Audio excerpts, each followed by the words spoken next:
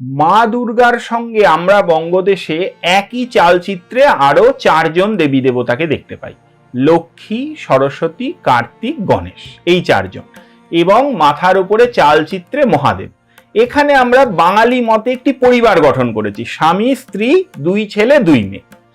এর কিন্তু কোনো প্রপার শাস্ত্রীয় ব্যাখ্যা আমাদের কাছে নেই। এটা কিন্তু আমাদের ভাবের ব্যাখ্যা।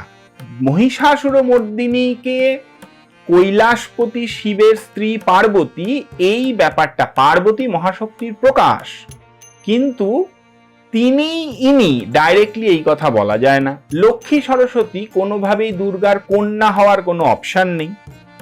আর কার্তিক গণেশ এই 2 জন পার্বতী নন্দন, কোনো অসুবিধে নেই, দুজনই পার্বতীর সন্তান। কিন্তু মহিষাসুরমর্দিনী দুর্গা যদি শিবের কৈলাসপতি শিবের ঘরণী পার্বতী না হন, তাহলে এই 2 জনও মহিষাসুরমর্দিনীর ডাইরেক্ট সন্তান, গর্ভজাত সন্তান হওয়ার কিন্তু কোনো সম্ভাবনা নেই। কেন তারা আছেন না, এই জন্যে আছেন, দুর্গা পূজা করলে কি লাভ হয়? দুর্গা পূজা করলে বল বীর্য লাভ হয়, সেই জন্য কার্তিক আছে। দুর্গা পূজা করলে সমস্ত বাধা বিঘ্ন নাশ হয়, সেই জন্য গণপতি আছেন।